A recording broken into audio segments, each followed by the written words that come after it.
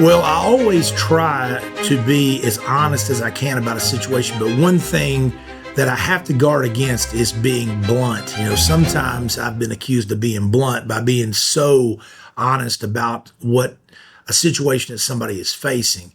And I have to remember, and I have to caution myself to be sure to give people some hope that it's going to be okay, even though I'm telling them the bad news as soon as I can tell them, because you have to prepare them. It's sort of like if somebody goes to a doctor and they've got cancer, they want that doctor to tell them right away, you've got cancer, but here's the plan on how we're going to address it. We're going to do either radiation or chemotherapy, or we're going to do a surgery to remove the tumors or whatever it is, and you give them some hope. So that's kind of what I try to do in practicing law is even if they're facing a very tough criminal case or tough facts in a divorce, or maybe there's a tough issue in an estate, I try to tell them that bad news, but then pivot off that and give them, here's the plan. Here's how we're going to try to address that.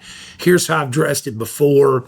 Here's maybe some of the things in your case that we can emphasize that would be a positive as opposed to dwelling on the negative. And you try to uplift the person and give them some hope on the way out.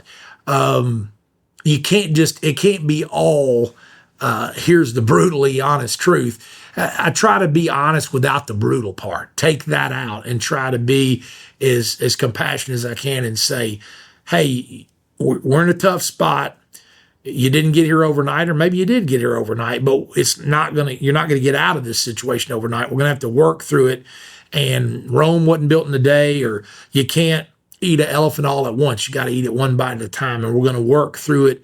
And hopefully we're going to end up in a better situation than where you find yourself when you walk in an office and when you walk back out. Now, I also try to remember that whenever you're given advice as an attorney, it's a whole lot easier to be on my side of the desk and give the advice than it is to be able to sit on the client side of the desk and take the advice.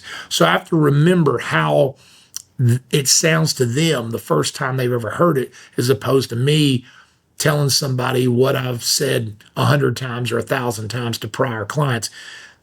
It might be old hat to me, but it's not to them. And so I have to try to remember that and be as compassionate as I can and understanding that they're in a really, really tough situation in their minds and say, hey, it's going to be okay at the end of the day.